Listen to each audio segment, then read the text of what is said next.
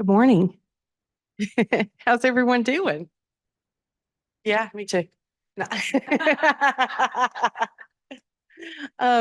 It is a wonderful Saturday, and it is my honor to spend this morning with you all and our special guests, Teri Greeves and Keri Ataumbi. We've had just an incredible opportunity to spend some time with them this week in Lumbee Homelands, which has been fantastic. So I'm hoping that today is kind of a continuation of the conversation we had on Thursday. And I hope that, I like for these conversations not to feel stuffy, but to feel genuine and that we're among friends and authentic, right? And I think that that is the spirit in which the conversation can really flow and be honest and open, and we can learn about one another. I'm Nancy Strickland Chavis, even though it might say Fields on the catalog and the show. I recently got married in November, and this time my husband's in the audience. Early Chavis. And his work is also in the show, and that had no correlation together this time. Um, but I am honored to have curated the exhibition To Take Shape and Meaning. It opened in February, and just the outpouring, and I'm looking across the audience, of positive feedback and love that I've gotten from everyone and the artist and community has just been tremendous. And so thank you all, and thank you all for being a major part of this exhibition. And I also want to thank, before we jump into our conversation, NCMA, and congratulate Valerie Hillings, because this is also a triumph for her. It takes a lot of moxie to do these types of shows and to make these types of things happen in the museum world. And so congratulations, because this is your success as well. So thank you for this opportunity. So I'm going to start, first, I'm going to put things down. Got too much stuff in my hands here. To introduce our guest, and I'm going to quote you both because I was putting together the bios, and these two ladies, let me start by saying this, have inspired me for so many years. I went to the Institute of American Indian Arts. I was there from 2002 until 2006. And coming from North Carolina, and, things are different in Santa Fe. Santa Fe is such an anomaly that art is appreciated there. Nah, it's not perfect, but it's appreciated there. And seeing that was very different than what I had experienced growing up here. And after the initial shock, I just leaned into the geeking out, and I just geeked out over their work. Oh man, it was so cool, from, the beaded chucks to the jewelry to just pushing the envelope, and also that you guys, that you're women doing this work unapologetically. And I also have to say that I had the great fortune to uh, meet and have a friendship with their mother, Jerry Abihill, who just was a force. She was Kiowa, and just was no nonsense. And, whether she was speaking to us in a class, or I was hanging out with her in the break room at the Mokna, now called the Mokna Museum, or we were judging small student art shows together, she taught me so much.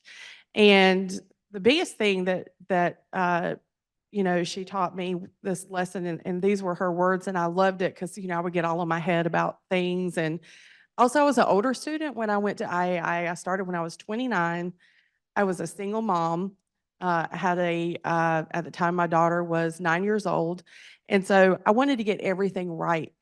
There was a lot at stake for me getting this degree. It was more than just an education. I was going to have a roof over our heads, food on the table, and maybe some sports for my daughter, and a car with gas. Like, it was that much, right?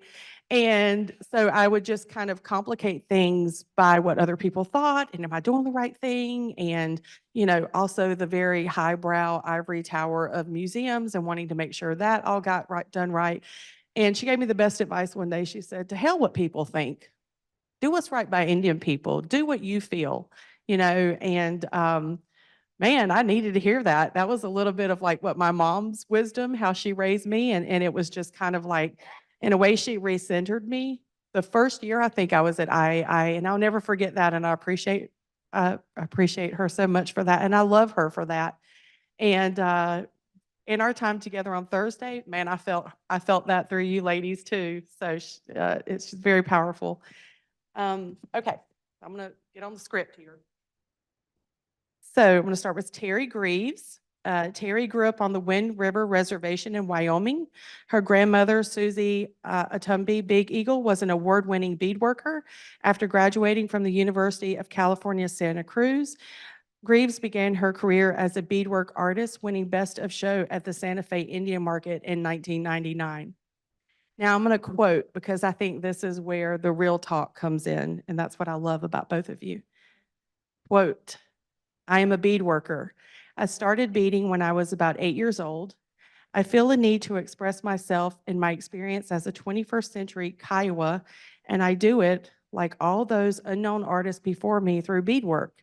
And through my medium, maybe considered craft or traditional, my stories are the same source as the voice running through the first Kiowa beadworker's needle. It is this voice that ran through my grandmother's hands. It is the voice I first heard as a young girl at my mother's side. To all the Kiowa women who labored over their family's most beautiful and prized objects, who gave us such awe-inspiring canon of expression to be born from, I thank them. Oh, that's powerful. Keri Ataumbi, born and raised on the Wind River Reservation in Wyoming. Ataumbi's early years were filled with Shoshone, Arapaho, and Kiowa aesthetics. She attended boarding school in Massachusetts and then Rhode Island School of Design before moving to Santa Fe in 1990. She then attended the Institute of American Indian Arts and eventually received a BFA in painting with a minor in art history from the College of Santa Fe. She currently divides her time between New Mexico and traveling the globe. I love that. When she is not in her studio located in the Cerrillos Hills outside of Santa Fe, she travels several times a year to Oklahoma and Wyoming to participate in the communities and ceremonials that she grew up in. Recently, she has been traveling to the ocean, helping to sail a 62-foot cutter from the Atlantic to the Sea of Cortez. That's phenomenal. And quote, I am interested in value systems. I combine materials in my work that are considered valuable in the non-native world with materials that are considered precious in the native community. By doing this, my work presents aesthetics and environmental questions. What is more important, the knowledge and the clean environment required to harvest, process, and/or create using traditional native knowledge, or the human and environmental resources required for the materials and fine jewelry? My work speaks to the value systems that different cultures put upon materials and adornment. So thank you all for being with us, and we welcome you here to the North Carolina Museum of Art, and another warm welcome to North Carolina. Thank you.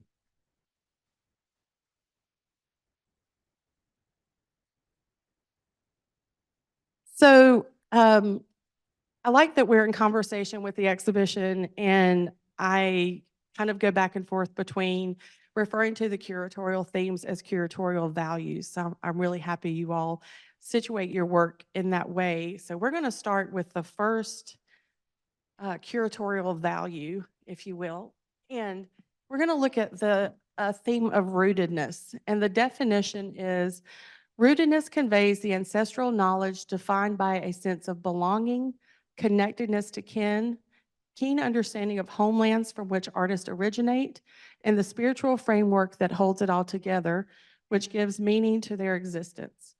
So we're just going to explore your work and how it ties and connects to those themes. And Keri, I'm going to start with you and the flood bracelet, but we can certainly talk about just in general how that fits in with the concept of rootedness. This piece is a piece that I did a couple of years ago. I did a collaboration with a emerald mine called Muzo Emerald Mines. It's down in Muzo, Colombia. This emerald mine has been producing emeralds since 500 BC. So all that ancient jewelry from South America has these stones in it. And there's a lot of the crown jewels of Europe that have these stones in it. And there's a lot of 22 karat gold and that pure gold that comes from down there. And so in doing this collaboration with them, I made a series of 5 pieces, and they were pieces that tell the Kiowa creation story. And I have a sort of, there's a trickster element to my work. I wanted to tell those Kiowa creation stories, and I chose to do it in 22 karat gold and the emeralds because, I mean, who doesn't like it? Who doesn't like 22 karat gold and emerald? I mean, we're human beings, we're like crows, right? It's like, what is that? And then once somebody comes in and looks at it, then then I can tell the story and have that engagement that happens through something as simple as jewelry. The green is really important to Kiowa as a color. And I learned a lot by asking questions and figuring out like what it is that I wanted to do with it. Green means water. It's from the South. It's a healing color. This piece was really a prayer on my larger pieces and my smaller pieces, but my larger pieces are, there's a lot of thought that goes into them. And then the actual handwork, because I do everything myself. I don't have a big production studio, which some jewelers have. So there's a lot of handwork that goes into that. And so in the act of making something that takes that long, my prayers go into it. And I wanted to first talk about that flood that this earth is about ready to experience again as things are changing and this environment's changing, that the waters are rising. I'm acutely aware of it being on this sailboat. I've been recently in the Bahamas for the last 3 months, and I'm with my partner who grew up in the Bahamas. He grew up there in the 50s and the 60s. And he just, every morning he wakes up and he's like, I just can't believe the dearth of wildlife. Like his childhood memories was you can see right through the water there, and the water is literally, I mean, it's like living inside of a jewel. It glows. And he's like, he said when I was a kid, you'd get up and you could look through the water and it was just literally walking with conch shells, or it was like, it was so full, and now you look and it's sand. And there are places, but he's like, the snorkeling's not great here. And I'm like, what are you talking about? The snorkeling's amazing. And he's like, no, this isn't the snorkeling. And that's not that long, right? He was there in the 60s, and it's just not that long, and it's happening quicker and quicker and quicker. So, yeah, so this piece is about that. So in our flood story, there were 2 survivors and our grandpa Sane, which is the snake, and grandma Spider. And they continued through those 2 beings continued through our creation stories. And then we have a second piece. Keen Tuttle Bagoon. So these earrings are fairly simple in construction, but I made them, I was inspired to make them. Keen Tuttle was so in Kiowa culture, women and men have same standing.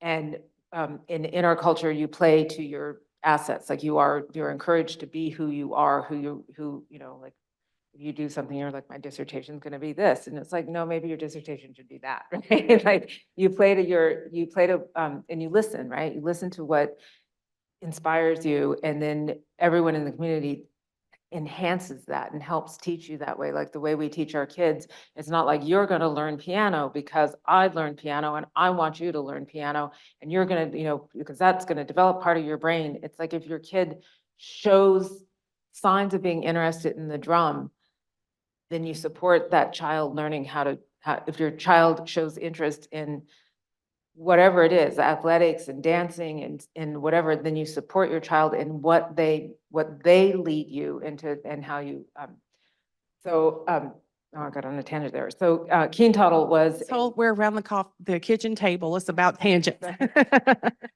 So Keen Tuttle was, we know the family, we're really close to the family, and what she's relation to, she was the last Matan of Takonga, which is our warrior society. She went out to battle. Like she was a warrior, and she dressed differently, and she went out to battle and participated in battle as a soldier. And she was the last Ade Matan for Takonga before because it's our warrior society. So when they put us on reservations and were watching us really closely, they're like, you can't have those dances. And so that shut down, that warrior society has been revived because per capita Native people enter the armed services more than any other groups in this country. So we're the smallest, but we per capita have more people who enlist in the armed services.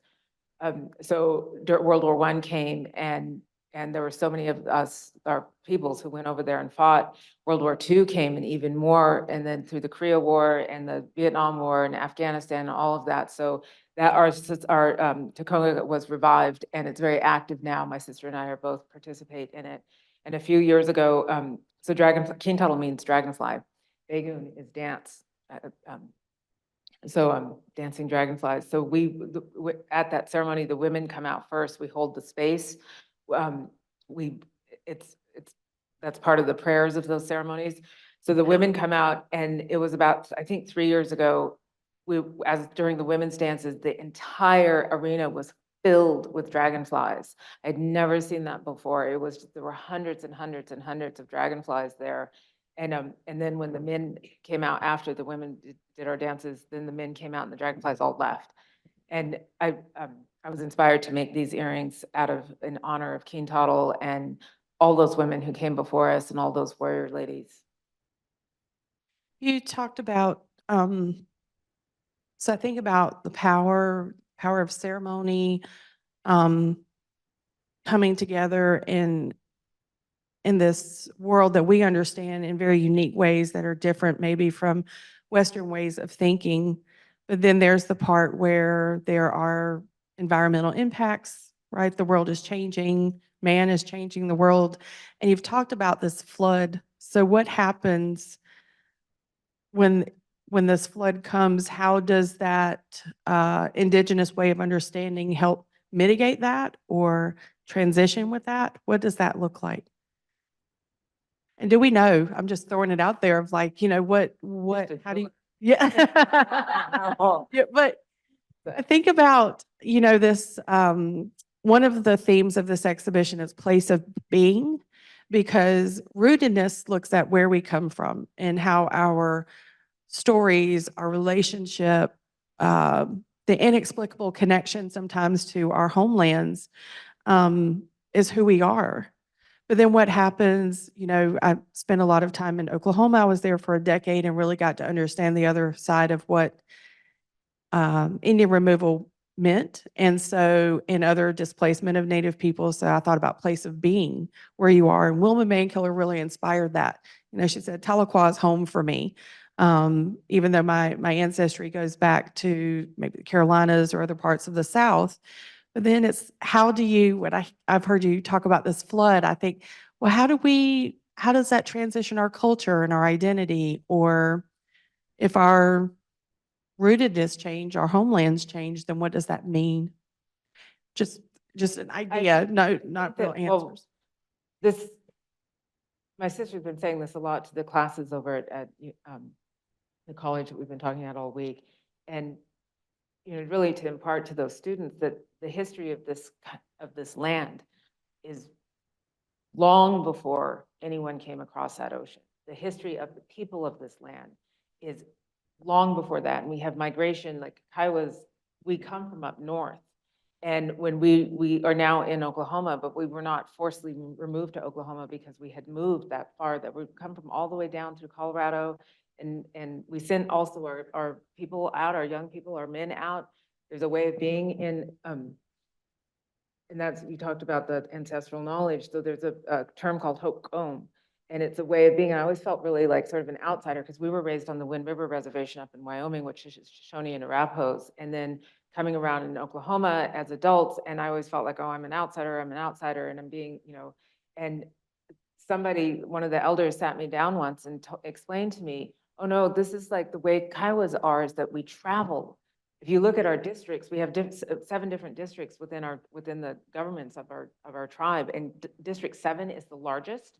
We're all the ones who live out, and we travel all the time. And then at certain times of the year, we come back together, and it's at those times when we have those kinships of those times of being together. That's when we communicate what we've learned and what we've seen, and create those connectivities and those connections. And like I was telling someone, I have all this ledger paper on that boat, and as I have visitors and friends coming, I want to do a series of ledger paintings called Kiowas on Yachts, and it's and that's super tradish. right? That is a very traditional way of living, is going out and coming back together and communicating and traveling like that. So I think there's a lot of unraveling that needs to be done, because this colonialism that and settlers and that way of being and those systems that clearly do not work are so embedded now, because we're generations into this, right? So there's this unraveling that I actually see with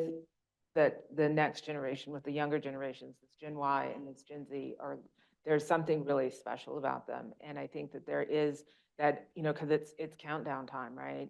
It is that flood is coming, and it is countdown time. And whether we survive or not, I don't know. I'm just a jeweler. I don't know anything.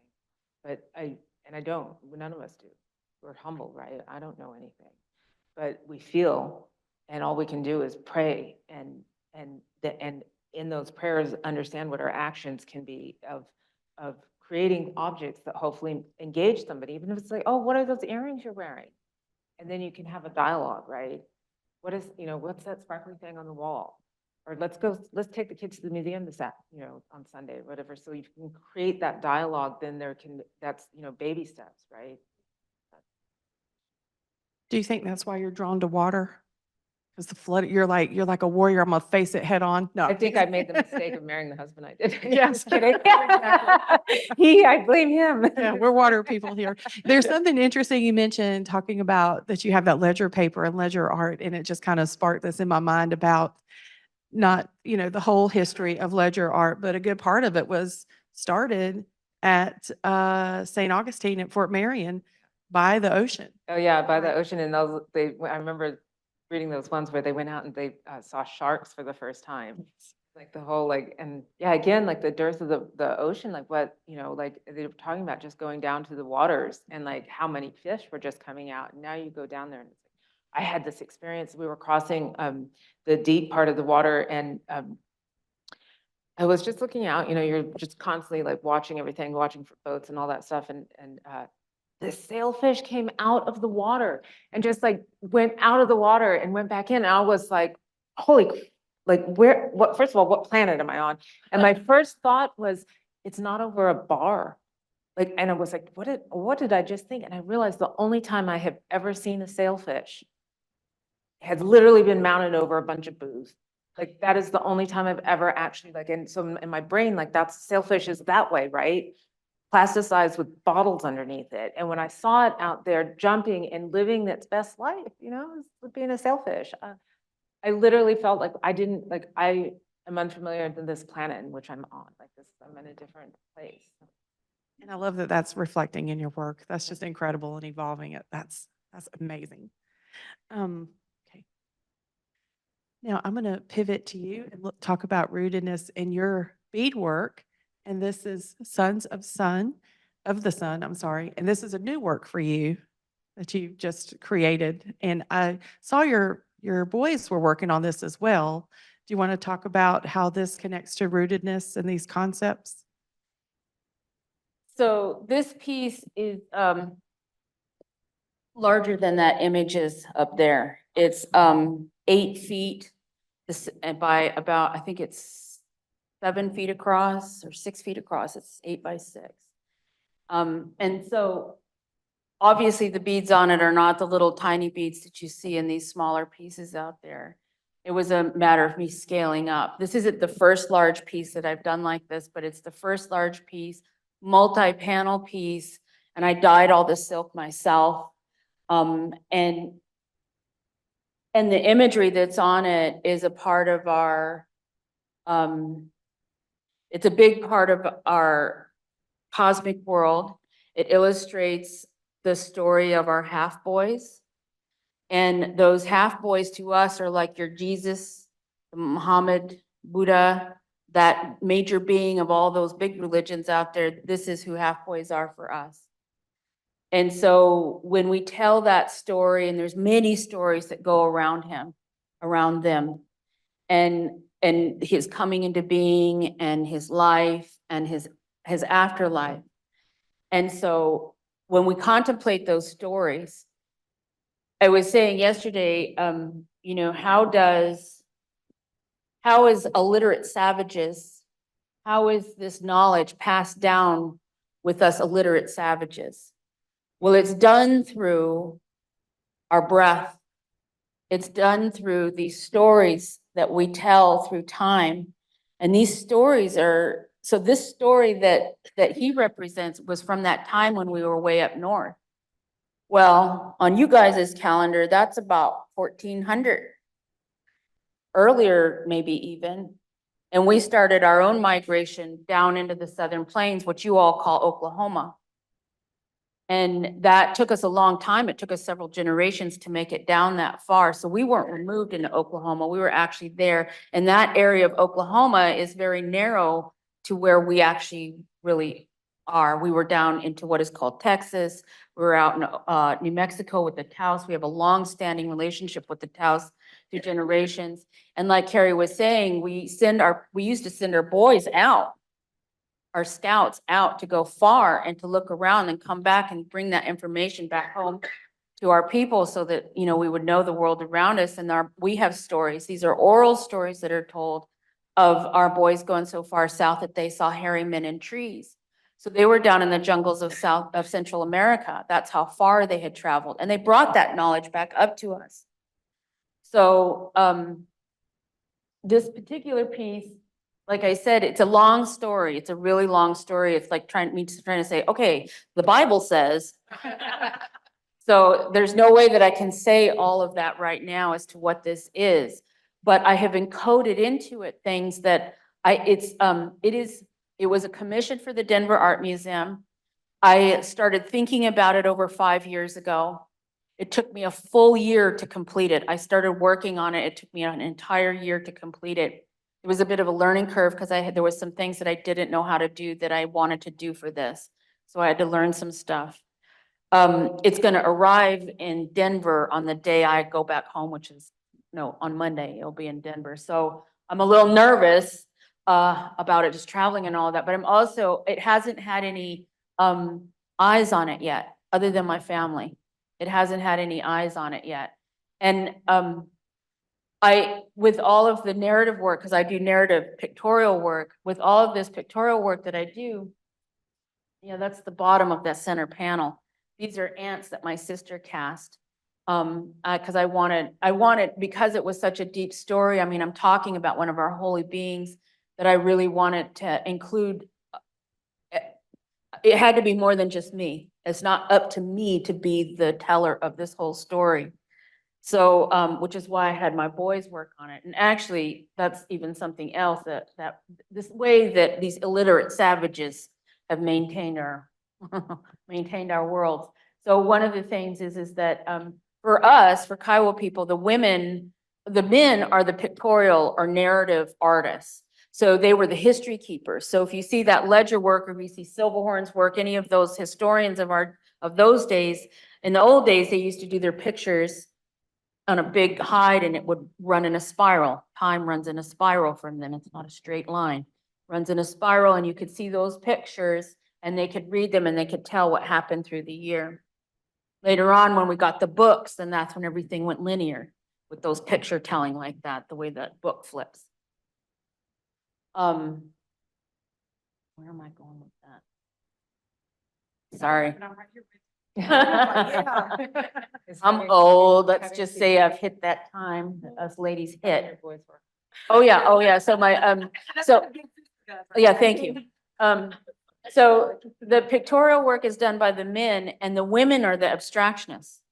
We actually think abstractly, and it is us that do all that beautiful, what we would call geometric or abstract work that you see in Kiowa beadwork. And so I'm a pictorial beadworker, and I got that because the Shoshone ladies I grew up with were pictorial beadworkers. So I didn't know growing up. I was just doing what I wanted to do because I saw these other ladies doing it, and I was like, oh yeah, I can bead pictures. So I know what I do. I know is improper. So I had asked my children. I talked to a Kiowa guy that I know we're good friends with, and he was like, well, you know what? He said, just have the boys do a couple of things on it. And he said, then that way you'll put that male in there too, and it'll be settled. And I was like, okay, good. So I had the boys sew on the ants. So on, not these ants, but 2 ants, they each. No, We're working real hard at that Yeah, picture. they you did. sound Yeah, like. They were, got the picture, Mom? Uh, yeah, so, it's that way of maintaining these values that we hold and to bring our children into that. My children understand these values, this way of thinking and all of that. And so, yeah, so the story, it haven't had any Kiowa eyes. I haven't had any Kiowa eyes besides my family on it. And my prayer is for just personally that to see a Kiowa person be able to read it. Because the iconography and the pictures that are on this piece, a Kiowa should be able to see what it is. They should know what that is. And I used to do this thing when my mom and my auntie were living. My auntie, worked for GM, and she was not an arts person at all. She liked to follow football and all that stuff. I would bring my art in front of her, and if it made an impact on her, if she could read it or whatever, then I knew I had succeeded. Because my art isn't up here for people to like not understand, at least not Kiowa people to understand. I mean it for us to be able to see and understand. So, the other main thing with this piece is the Zaide Tali, the half boys or the sun boys represent in part, because as these other, religious leaders of other faiths are, they represent so many things for us. Part of what they represent is that balance. So they are a one being that was split into two. So I think of that as like the male, female, the light, dark, the day, night, the internal, the external, all of that kind of duality that we all carry, but it's unified as one. Because even in duality, there is this unity that we all know exists. And so my prayer for this piece, because of the situation that we're in, not just environmentally, that's been on the radar for a long time. We have been ignoring that for a very long time. It's also the politics of this world, of this planet. Our species is not in a good way right now. And so my prayer for this is Zaide Tali, that balance. Because if anything, we need that prayer for balance right now. The natural world will always find balance. We are what is unbalanced in that natural world right now. And it will balance us out. She's not going to mess around. We got to go, we'll go.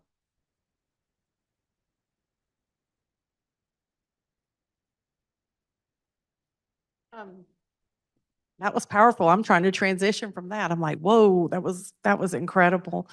I wanted to, there's 2 things here. One, the beaded chucks brought you so much, I'm going to say fame. And I know a lot of artists are uncomfortable with that term.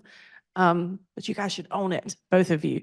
But just so much notoriety and fame and so much inspiration, and it was just mind blowing, right? And at the same time, the stories that you're telling, this rootedness, this understanding of where we come from, our origin stories, our foundations are also illustrated. And this one particular piece, do you want to, and I hate that the photo didn't have, because I know there's different imagery on each side, but that's also part of the sort of canvas, if you will, of having different dimensions and sides to tell that story. Do you want to talk about just your idea behind beating the chucks and then how it's evolved? So my entry into the Western art market, and I mean that big W, Western art market, came through these tennis shoes that I made. I made beaded tennis shoes. There was the first thing, beaded chucks, all stars. It was the first thing big piece that I'd ever attempted. I was, a young kid. I've been beading since I was 8 years old. I beaded my way through college. I was making all kinds of little things that my mother could sell in her store, buckles, hat bands, tourist items and whatever. that I could sell and make money. And I made all my book money going through college like that and some of my rent. And my mom said to me, why don't you make a pair of beaded tennis shoes? And we had seen tennis shoes. I'm not the inventor of beading tennis shoes. Beaded tennis shoes, the very first pair that we ever saw, it was a Lakota lady had come through my mother's trading post. We grew up in our mother's trading post on the Wind River Reservation in Wyoming. My mother had that trading post for over 25 years. She was a part of a microeconomy that was a part of the larger macroeconomy, certainly of that area. And so she had a lot of people that came in and out of her store. Shoshones and Arapahos, because those are beadworking people in that area, but we are travelers, like Keri says. Indian people have connections. We have connections all over. We have connections all over. So when we're traveling, you know, we need gas money and all of that. And they knew that mom's trading post was there. They'd hit up her trading post, and then on the way they'd go or coming this way or that way. So there was beadwork in her trading post from all over. And there was stuff from the Southwest as well because of the trading route. But, so she said to me, she said, why don't you make these tennis? This Lakota woman came in with them, and they were traditional Lakota beadwork designs laid out in that way that quill work, because their beadwork designs come from that quill work way of thinking. So that linear design, making that way of stacking that, the beadwork was the same way. And so those shoes look like very Lakota, but very like, wow, we were like, oh my God, those are the coolest shoes we'd ever seen in our lives. So fast forward, however long that was, a decade later, my mom says to me, you know, why don't you make a pair of tennis shoes? She mailed me a pair of tennis shoes because I was living out in California. She's So like, you're gonna make a pair. Yeah, yeah, beat here, these. beat these. Right, exactly. And I was like, oh God. And I was like, I didn't know what to do. So I'm not an appropriator of other people's cultures. So there was no way I could do Lakota style beadwork on the side of these shoes. I'm not Lakota. But I am related to Cheyennes. And I thought, well, you know, my aunt's Cheyenne, I got lots of Cheyenne cousins. So I thought I would run a Cheyenne design on one side. So the very first shoes that I did looked really traditional, like traditional beadwork designs on them. The second ones were the ones that I put pictorial work on them. And as soon as I figured out how to do pictures on them, they match the way that shoes match. And then the third pair I did, I was like, wait a minute, I could see them as a three-dimensional object. I could understand that you could read around them and all of that. And then that's when they became almost sculptural for me. And so from that point, I found this was, I don't even remember what year it was. It was a long time ago. So one of the shoe manufacturers made these heeled shoes. And as soon as I saw them online, I was like, oh my God, I think I can bead those. So I bought one pair, got my beading needle through it, tried to go buy more, but you know how the fashion seasons go, stuff is gone. That was back before the internet where you could find a bunch of stuff. So I just had those one pair, and they were a hit. I mean, I sold every pair that I made. I became the tennis shoe lady. Everybody wanted the tennis shoes from me. All the collections, all the major collections have the tennis shoes from me and all of that. And so it was an entry point for me. It also came with something that was unexpected. So I have these serious stories that I'm putting on my shoes, and I want to educate the people and all this stuff. And the people would come up to my work, and they'd come up laughing. They'd be looking, oh, look at those shoes. And at first I was like, these people, why are they laughing at my important stories? And then I realized that actually, they're walking up with a completely open heart. They have no idea. And then all of a sudden I'm like, Indian removal, genocide, and I said, Gotcha. so I realized that form helped me tell this story in a way that people were not necessarily open to. These particular shoes that you're seeing right here is a part of this long, I consider it religious art. I do a lot of religious art. I do devotional work because I'm constantly thinking of our people, and I'm thinking of our ways and those beings and these other dimensions that we know. And I kind of, I try to live in that space, and I try to always be mindful of that. And so what comes out then naturally in my work is continuing to illustrate this. So this is actually an illustration. The half boys were demigods. They were the son of an earth woman and the son of the sun. The sun and fell in love with an earth woman and brought her to the sun world, and they created a child together. Eventually he becomes split in two, but this is his earth mother. And the little transformation of that, on the other side is Spider Woman, his grandmother who raised him, because his father killed his mother, so he was left as an orphan in this world. And these are stories, I'm sure if you know Greek mythology or Roman mythology or dang, even your Bible, you're gonna hear these stories. These are human stories. These are not stories that are unknown to us. We actually do have lots of points of connectivity in our species among each other. So it's those things that I'm really interested in spending my energy on, because it takes so much time and effort to make beadwork. It's really important to me that I'm pointing my energies in a positive and helpful direction. And so in my early days, it was a lot of historical stuff that I was doing. And so that is the Indian Wars, genocide, the loss of our lands and all of that. But as I've gotten older, I really realized I've gone in a less, these historic moments, and more in this kind of broader sense of where can we find these points of connectivity.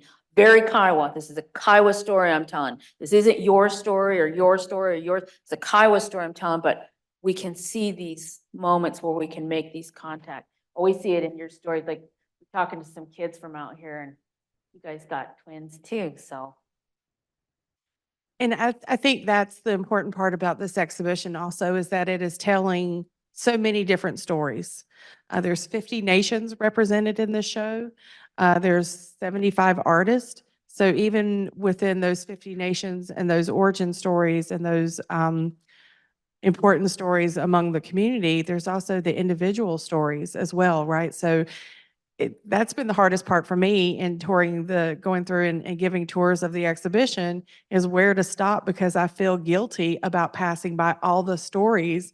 And also this unique, I think Native art in particular is the only grouping, if you will, and I hate to silo Native art in this way, but we feel a responsibility to tell stories and to educate through our work. That is just sort of inherent to what Native artists do. And I think every artist, we did a panel during the opening with Kenneth Johnson and Virgil Ortiz and Margaret Roach Wheeler. Same thing, right? To teach, to educate, and what a powerful voice it gives us. But what a legacy or a big piece of baggage to kind of be responsible for, that we're left with to explain. And I'm very grateful for art for doing that. When I started in museum education, when trying to tell these stories and people shut down, they look away, you reestablish a victim-victimizer scenario. But I love both of you have said the hook, right? You get them in with something that's the aesthetic, that's interesting, that's different. And then you're able to really have a meaningful conversation. And the cool thing, the way that Native art is also performative, is that it takes this sort of one-on-one, sort of eye-to-eye thing that people start getting uncomfortable about. And then you can look at the art and how all that energy, all those prayers, all of that goes into brokering that conversation, right?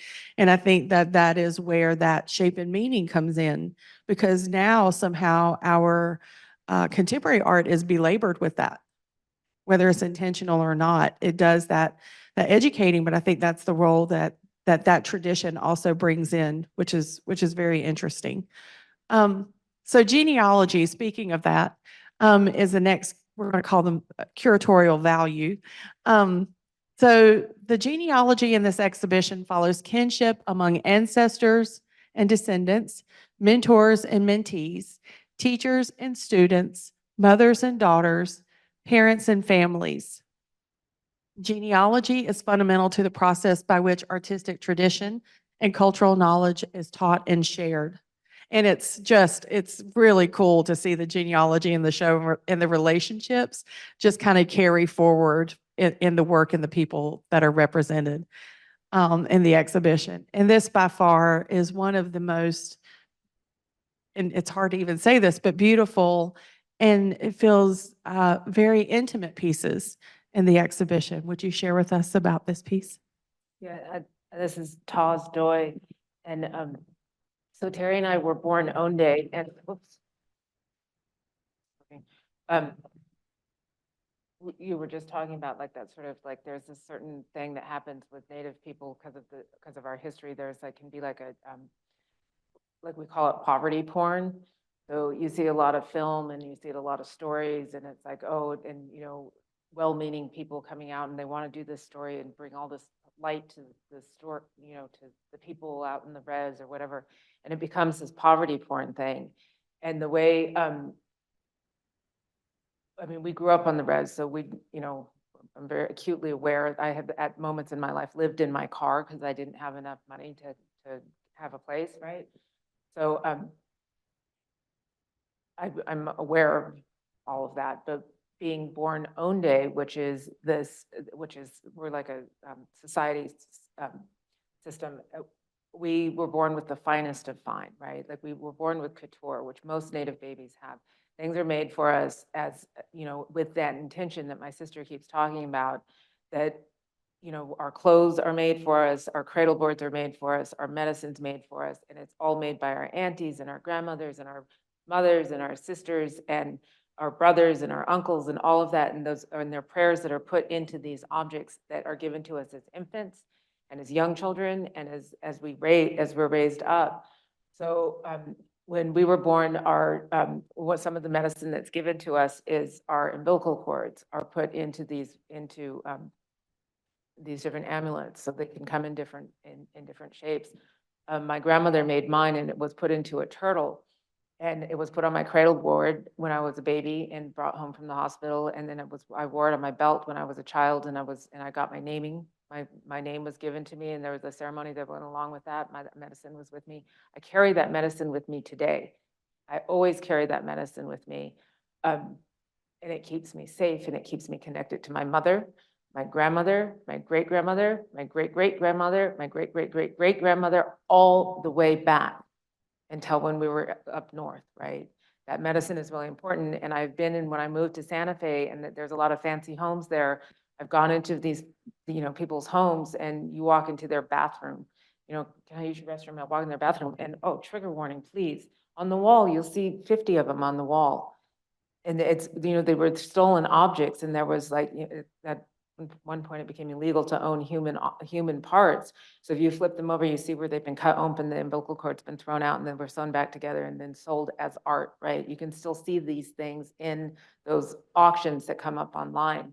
That's for real, and that's really painful. And you see them in the museums and all of that. They're stacked in drawers and all of that. So those objects are alive to us. When I die, that object will be burned with me because it is my joy, my medicine. So when my mom passed away, she was, as you can gather, she was a huge influence for both my sister and I in the communities, and she was just a really amazing woman. She went out. So I had a hard time working on anything because it was that, that transference of energy that happens when somebody dies. I went from that triangle of energy between my sister, my mom, and I. She raised us as a single. When we left Wyoming, it was that quintessential story of leaving in the middle of the night kind of thing.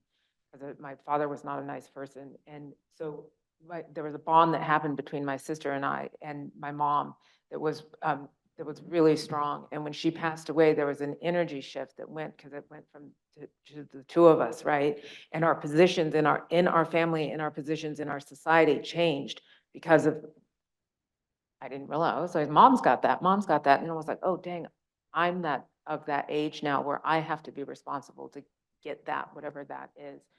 So I had a really hard time working, and this was the piece that came out of me when I started working again in my studio.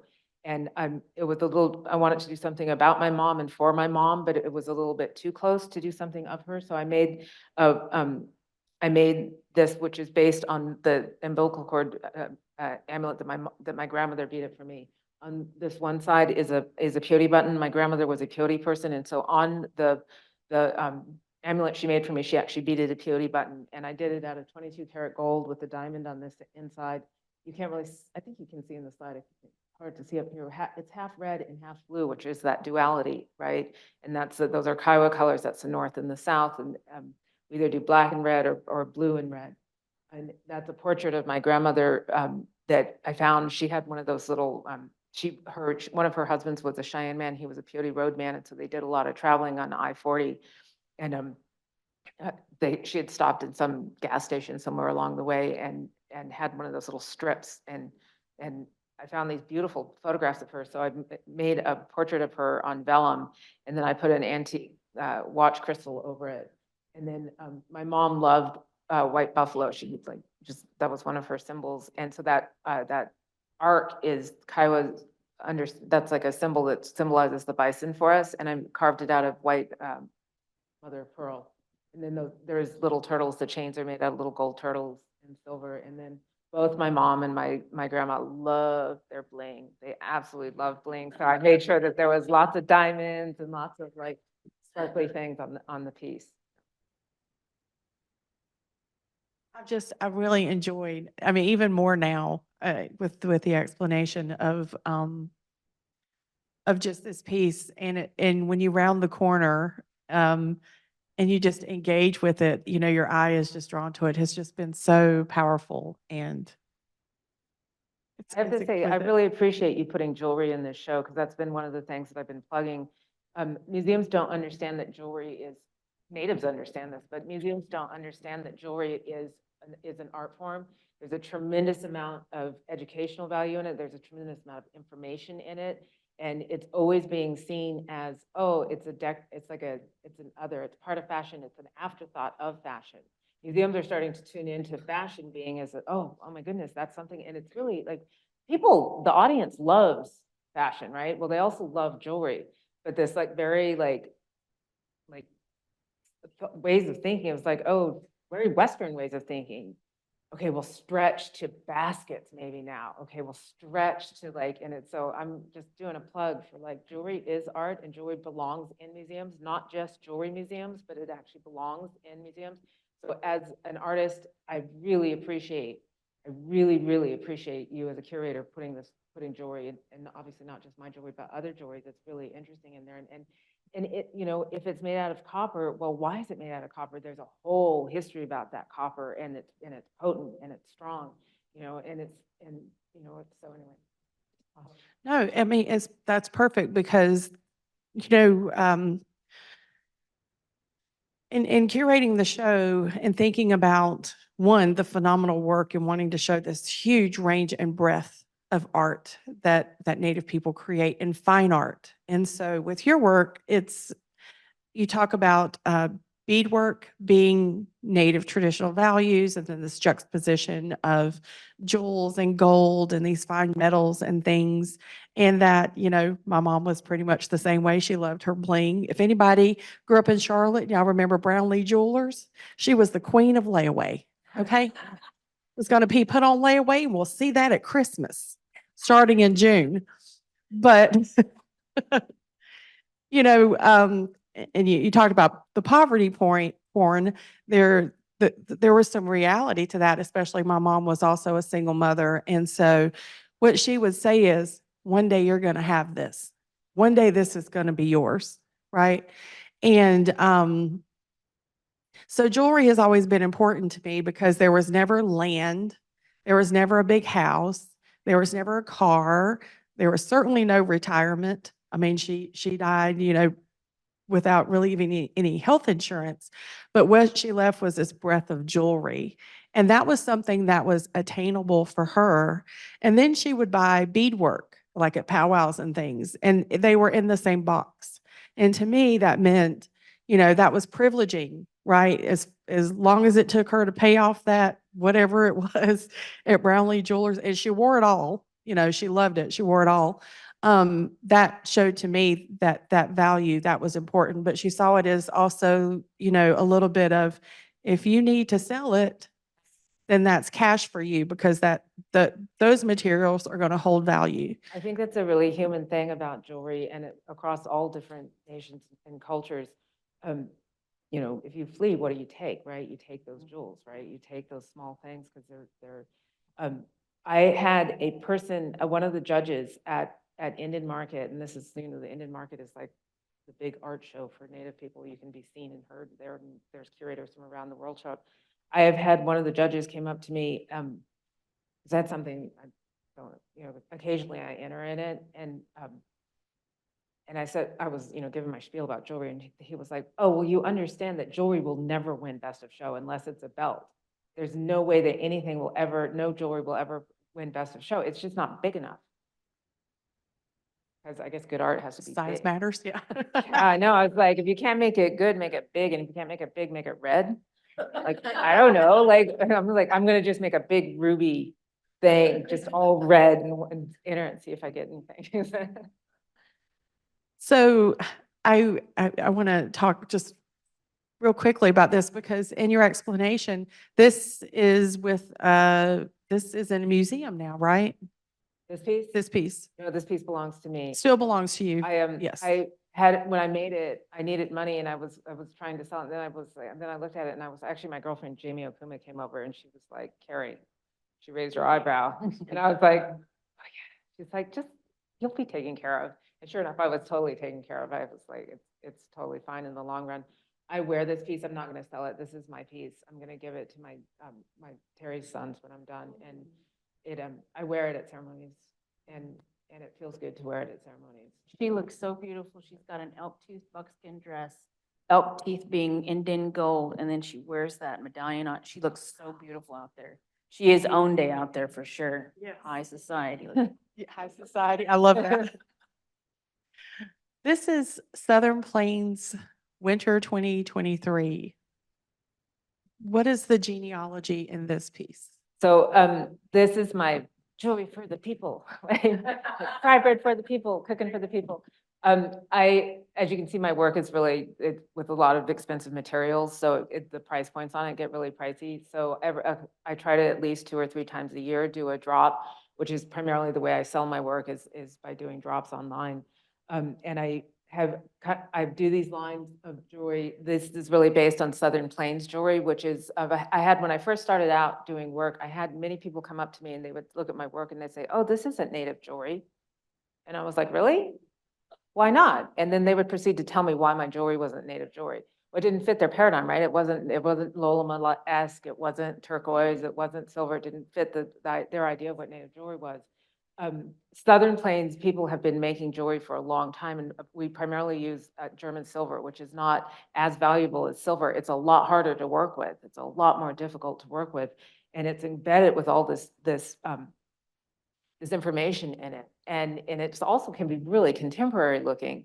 So a few years back, I started doing the Southern Plains collections, and they changed every year. I don't have the same collection every year. But there are price points that are in, below $500. And so, between $80 and $500, so that I'm like jewelry for the people, because I want everyone to be able to have something that has that couture feeling, has that handmade feeling, and also has like it's wearable. You can wear it, and these are kind of flashy, but smaller pieces and tinier pieces, so you can wear it if you're, wherever you are. It's just exquisite. And how do we find out about the drops? We just keep watching. You can follow me on Instagram, and you can sign up on my website. Yes. That would be at tombymetals.com. I think I had put this piece in when we were as a close-up. Oh, and here's your boys. Now, when I saw this and I put this in the slideshow, I was like, and looking at genealogy, I thought, man, look at how much beadwork those boys did on that. God, they talk about the past, the transmission of cultural knowledge from one generation. I threaded the needle, I handed it to them. Here's the thing. It's right where you're gonna put this stitch. I can remember when he was in a baby carriage, I knew this was going to happen. His grandma would be so proud. But I do think, right, it's, you talked about this the other day. It's like you can put media in kids' hands or adults' hands, and it's going to speak to them, and they'll pick up or not. Yeah. So any vibes, do they put the needle down after the one stitch or what? Yes. So this is the center panel, and to illustrate the Earth Woman, the mother, the Madonna, right, the mother of the half boys, and to illustrate the half boys, I oftentimes use my own family members as models for whatever it is that I'm illustrating. So my mother is the earth woman. I used her as a model, and then my sons, when my sons are in their 20s now, but when they were younger, I used them as representational of the half boys. So literally embedding my personal genealogy into that narrative in a way of like, I didn't want to just make up something. It needed to be something that was connected to me because it was a way for me to connect this story into my kids. So in the Western world, like time marches linearly on a line forward. And in Indian world, it's not like that. Like I said, when we do our own histories, they're like this, because there's no beginning and end to that.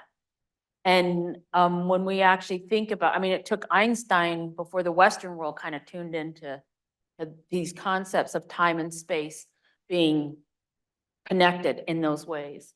So I guess it's a part of being able to talk about that genealogy that isn't just the genealogy of you know, my immediate family or that, but that genealogy that goes deep back into time. And also in this entire piece, like even on her belt, there's Spider Woman's on her belt. And then if you go to the next one, what they're working on, like right below what they're working on, this line that's right here, that's the snake. Those are those two beings, the spider and the snake, that were those original beings that survived the flood. And so it's an understanding of our kinship, not just to humans, but our kinship to this world. And it's a kinship not even to just the living beings, snake and spider, but also to the plants, to the rocks, to the earth. Everybody was freaking out when we got over here to the eclipse that happened. And I thought, well, finally people are looking up. We look up all the time. Our doorways are all aligned with the sun. Every time we set up our camps, our entire camps, and this is all across the Great Plains, we all align ourselves with our star. We're aware. We know where we are in this universe. We know ourselves in that giant, beautiful galaxy that spins around us. Our men even tell our history in that shape. So it's that kinship, not just that genealogy, that word, that link. It's a link biological, but deeper than that, you know, and it goes outside of what we can feel. It goes outside of time and space. And that's that dimension that I think that our indigenous face, our indigenous ways, inform us about who we are in this blip that we get to be here. It is a blip, isn't it? It's just a The moment. consciousness that, well, for us Kiowas, the Milky Way is where we go. So we go to the stars. We go on. We're not done. Yes, that's right. Yes. I think it's so interesting how, of course, in beadwork, you know, it's such fine work, and it's so tiny, how close they are, and in a way, and I'm getting choked up. They're close to that story, you know, living it, ceremony, going to camps, dances, you're living it. But then when you're looking at a piece that you're, and this is going to the Denver Art Museum, right? That is going to be shared with the public to tell a story, that they're close to that story, like they're putting themselves in it, but they're learning too, right? It's reinforcing, which I think is just extraordinary. The reason why I chose this story for Denver Art was a commission. It was an open commission. You know, you do what you know, Teri, give us an idea, right? So I was like, okay, well, the reason for this story is I was like, well, Denver, that spot along the Rocky Mountains, was on our pathway coming south. And so that's actually a part of our migratory path when these beings were much closer to that time. So I was like, and there's a lot of Kiowas in Denver. And so I was like, well, seems to me that this is also Kiowa country. I mean, you know, our reservations and all that map, we are not contained by these state borders, nor the national borders, or even the reservation borders. I mean, Kiowa territory is from Alberta down into Central America, right? That's how I understand Kiowa concepts of who and where we belong in this continent. Not limited to Anadarko, I can tell you that. So we started a little bit late. So if everyone's okay, we're going to keep going because, and what you just said was a perfect segue for encoded commentary and how to keep telling that story, and brokering these conversations and breaking out of the sort of colonial constructs of time and maps and geography and who was here and who was where. And I think that some of that, right, with the land acknowledgements, man, people have been so hyper focused in putting a pin in a map. Who was right here? You know, and I've done so much land acknowledgement work with different organizations. And I mean, it's gotten so like finite where they're like, no, like maybe where the parking lot and the building was, who was here? I'm like, are you kidding me? You know, but yeah, to break out of those ways of thinking that are, you know, for anyone unnatural. So to tell those stories and to keep those conversations going, and really the way the exhibition is organized, to call attention to there's messaging in each of these pieces. So the section on encoded commentary says Native art holds power and is empowering in its ability to communicate intellectually. Through their creativity, Indigenous artists offer a wide spectrum of complex ideas and topics, sometimes nuanced, sometimes explicit, for the viewer to unpack and understand. The viewer brings to the conversation their own knowledge, points of reference, and even emotional intelligence to understanding the messaging of art. Where the two meet is where the discourse happens. Native artists have the ability through their work to elicit conversations around difficult histories, impart authenticity, heal, educate, make meaningful connections, and most of all, inspire. So we're going to start with the 21st century traditional TP, which is So this piece is at the Brooklyn Art Museum, and this piece was a commission for a teepee exhibit that I was an advisor on. And the teepee exhibit was based around, this was back early 2010, something like that. And they wanted to do, so they couldn't just do an Indian show at the Brooklyn Art Museum. They couldn't just sell it as an Indian show, right? Because, you know, curation hadn't quite gotten there yet. He has. And so it had to be embedded with something that actually meant something to the Western art world. Well, we're going to talk about important things, so it's going to be architecture. So the only way they could have an art exhibit about Indian stuff was to base it around architecture. And so therefore the teepee was the form that they were going to use as an architectural form to talk about these bigger things, blah, blah, blah, blah, blah, blah. So they commissioned me to do this piece as a signature piece for the exhibit. And I had envisioned, I envisioned us people on that teepee. All of my three-dimensional work like this functions in the way that we move around our sacred space. So we don't move to the right when we go into any place. We actually move to the left, which is the direction of the sun. When you have your door facing east, you're going always in this motion like this. So it's not reading like this, it would be moving like this. So you can read this piece by walking around it like that. It's split with the woman's side and the man's side because among us Kiowa people, our men and women actually really do have these separate spaces and these separate things that we hold. Now we care for each other. We always come together and support of each other. It's not a separate as in one, the men are above the women, that kind of, no, It's this idea of this unity, the two of us joining together to make the whole, right? Zaide Tali, the half boys, two becoming one. And so I put actually in the front by the door is me holding my baby and my husband holding our eldest boy. Those are the two boys you saw sewing. So like I said, I embed my family into a lot of what I do to try to tell this bigger story that I can. And so there's modern scenes all the way around it. So like in the back, on the back side of it is a drummer scene. And, in the old days, drumming, whatever, but now, it's microphones and Coke bottles and metal chairs and whatever. And so to me, it was important to illustrate the continuity that is there.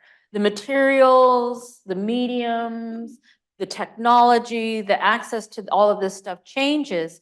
But at the heart of it, those songs that them men sing are as old as our time, from way before all this ever was even conceived of. So that ability to kind of transfer knowledge, all of it, and it's intellectual. These are not idiot savages coming up with this stuff. This is intellectual. I was recently with the lady, and we were at the IAIA campus, of the Institute of American Indian Arts campus, where Nancy went, and all the doors there are all facing east on all the buildings, because they had a native architect that came in and they faced all the doors in that place going east, and we're touring around, and it was a lady that I really highly respect with a lot of knowledge about the arts, and pointing out that all the doors are facing east, and she turned and she's like, why would you do that? That's such a stupid idea. And I was like, it's stupid to be in alignment with the cosmos? How is that a stupid thing to be? So, and especially our young people in an institution, you want all our kids, well, let's keep us going in the right way, guys. So, so that's this encoded knowledge, right? That's in these objects, and so you can see there's a snake and a spider on this as well. Those things, those beings, that's all like run into this.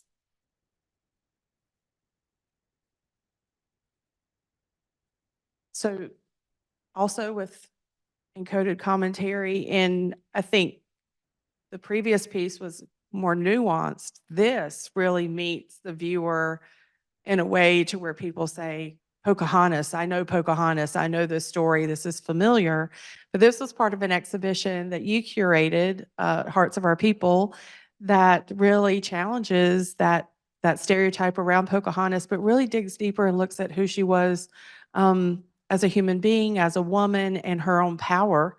Can you share with us more about this piece? Yeah, these pieces are always so hard to see. This was a collaboration, I do want to make sure, with Jamie Okuma.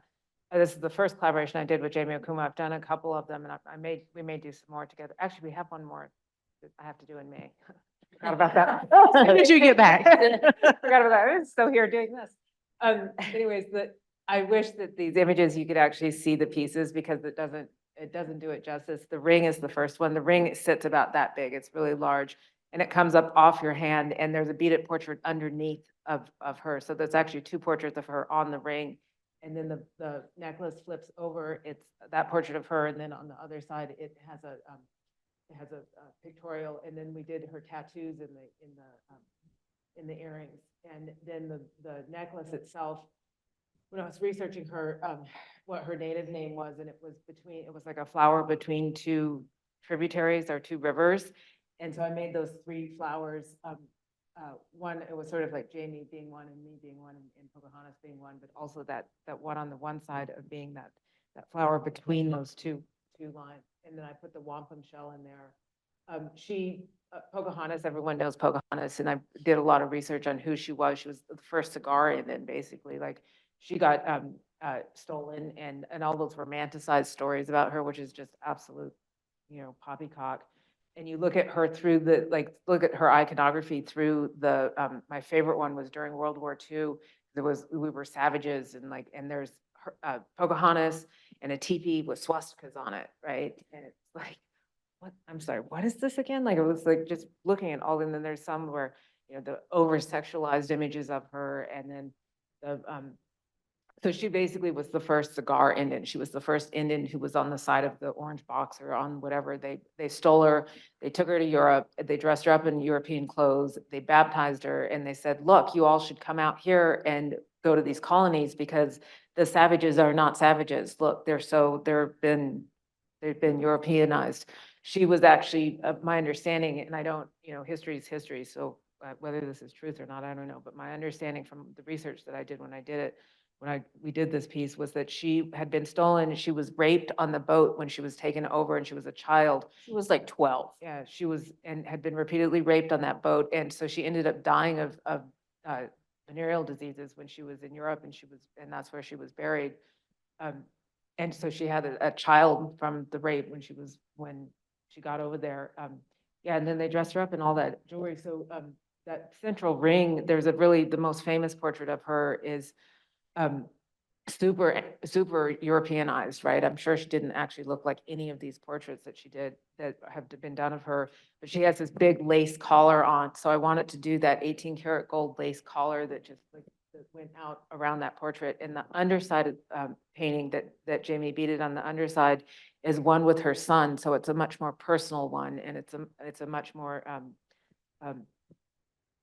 and she has pearls on in there and in that portrait, which I really love because I know the ladies over here, all the native ladies have like pearls, and like it was such a vast richness of all those pearls. And we always think of pearls as being like, I don't know, the daughters of the revolution or whatever. And it's like the like the elk teeth to us are like the pearls are to the ladies out here, right?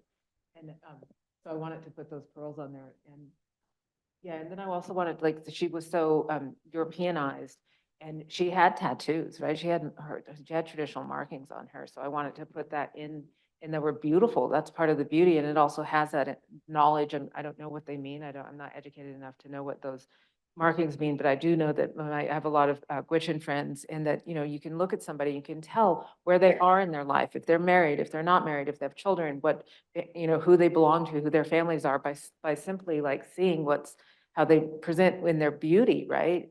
So I wanted to just put that beauty in there with it, or Jamie and I both wanted to. It was really fun to collaborate with Jamie. I would really love collaborate. I love collaboration work in general, because it expands me, and but with Jamie in and of its, with her, I really enjoy collaborating because we have such deep respect for each other and deep respect for each other's work, and we don't like micromanage at all. It's like, and it just comes together in a really lovely way, so.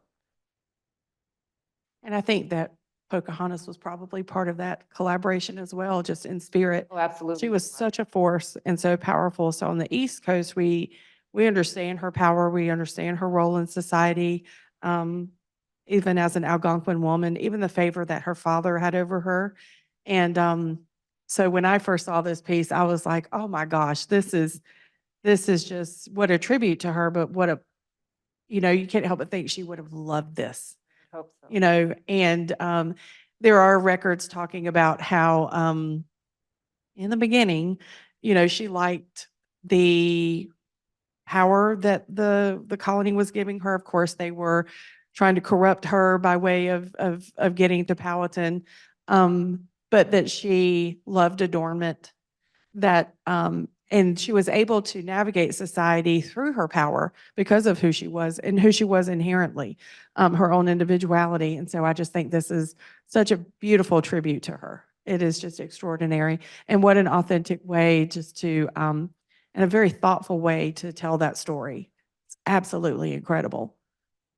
And I really wanted it, and they wouldn't lend it to us. I was still working on that. That was a hard no for me. That was one where I really was like, well, who else can we call? Bypass that person and let's see. But it's just extraordinary.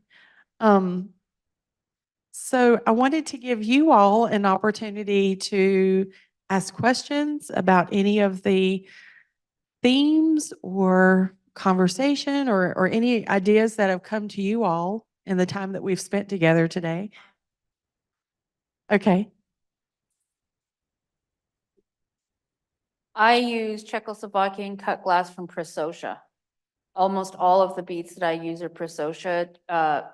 This is a Czech company that has been making beads for hundreds of years. They were part of the slave trade and the you know, all of the, so, and they call them poor man's jewels because they were used as a colonial tool throughout Africa and the Americas. And they've been manufacturing forever. When the communists took over in the 80s during the Cold War, it was a communist, and it was given to the state. But then after the wall fell in the 80s, it went back into private hands. I'm pretty sure, or private, it actually, I think it is a part of their government, the Czech government, because it's such a, I mean, it's such a long, I mean, it's where Japan started making beads, and I do use Japanese beads. When they first started manufacturing, they were terrible beads. They did not have the manufacturing process down, but they figured that out, and now they make really, but their beads are very uniform. And I don't actually like the uniformity of those Japanese beads because I can't create the lines that I want. They're more organic, these ones, and I can cull through them because they're a little off and whatever, and also the history of them. Anyone else? Yes.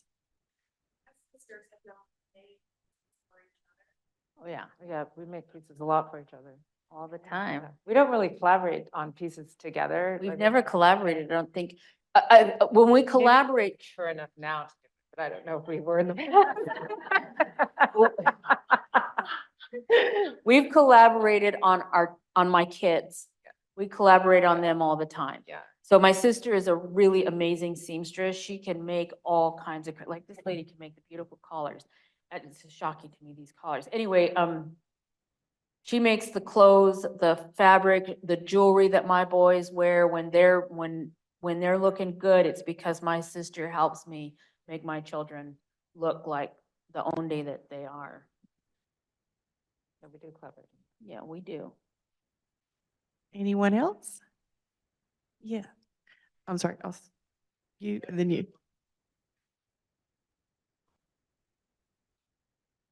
No, I'd like to visit them, and that, part of what that was that Musa was doing is they were working with people of color and in getting people of color in the jewelry business have to have more of a face. And there's a lot of damage that those mines do, and I mean, obviously, that's a really old mine, so there's a lot of like history there, and they've been working really hard with the having women miners and environmental issues, and in the mine itself, which I definitely would love to go down and visit. I've never been to South America, but that's definitely on my agenda. They have made it really safe because there's a lot of like hazardous things that happens in mines, and a lot of like, like just poor practices with their, so they've been on a campaign, that particular mine has been on a campaign for the last like 30 years or something to really like modernize and make their place safe and include people of color and indigenous people and women in mining practice. And you had a question.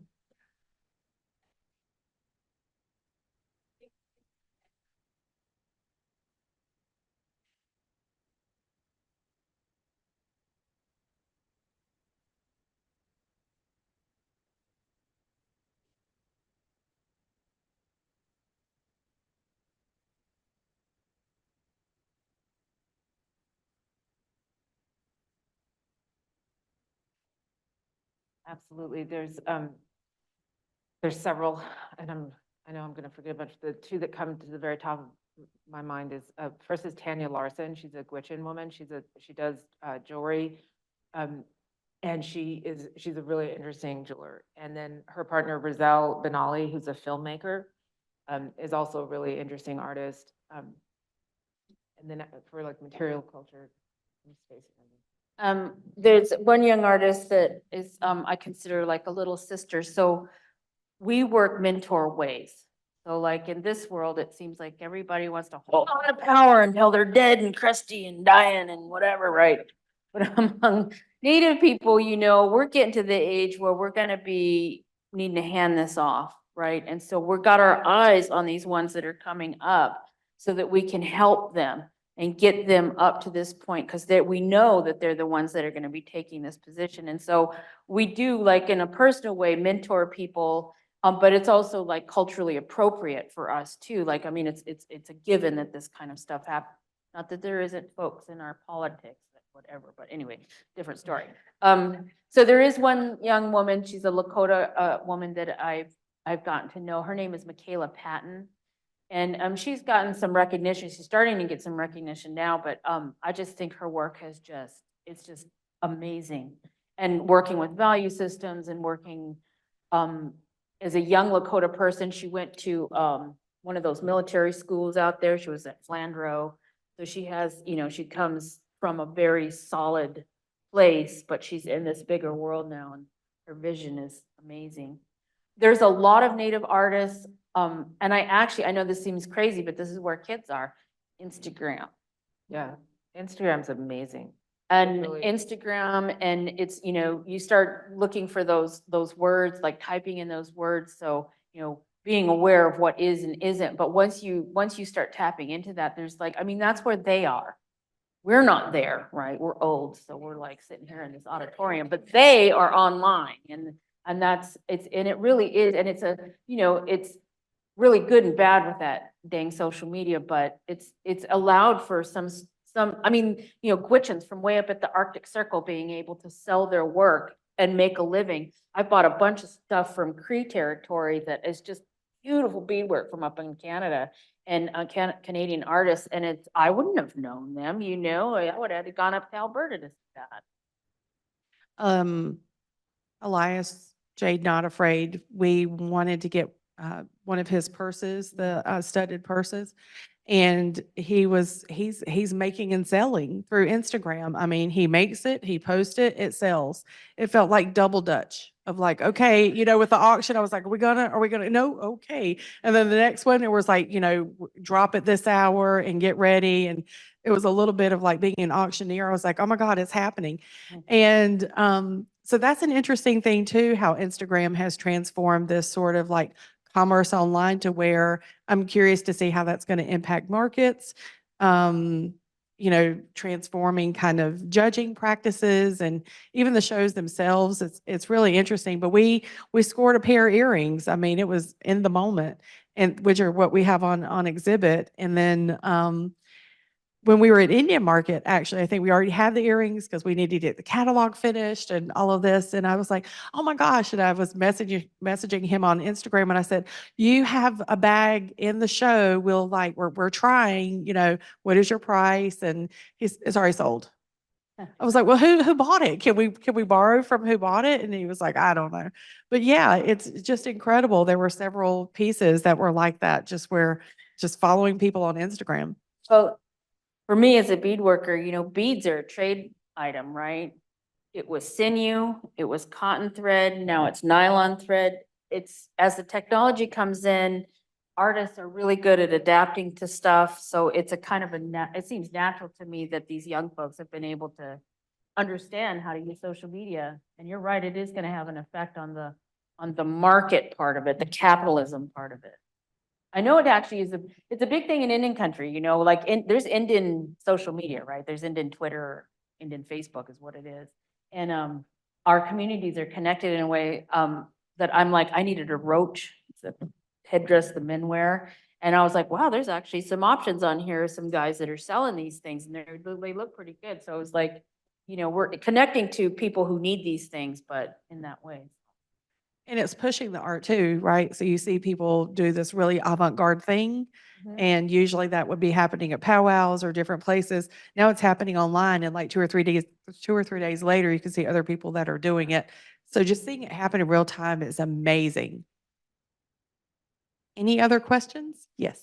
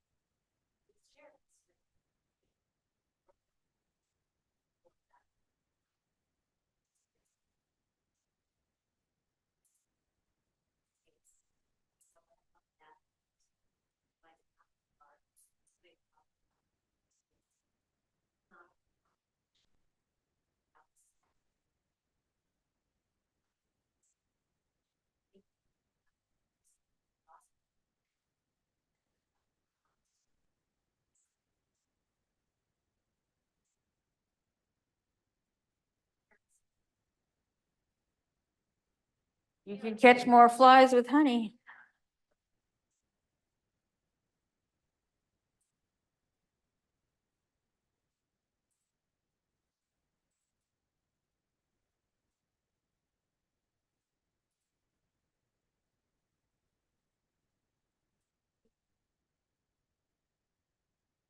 And I think that was the part where the labels were so important for us, is we wanted to make sure that even in, you know, I think 120 words or 130 words was the max, that there was a voice there and that interpretation was there so that the artist could directly speak to what the work was talking about and it wouldn't just be left so open-ended, right? And I can't remember if the QR codes made it on the labels or not, but a way for people just to, you know, hopefully, because you've got this device in your hand, that you can Google or pull up their websites and learn more, or the things that are being talked about.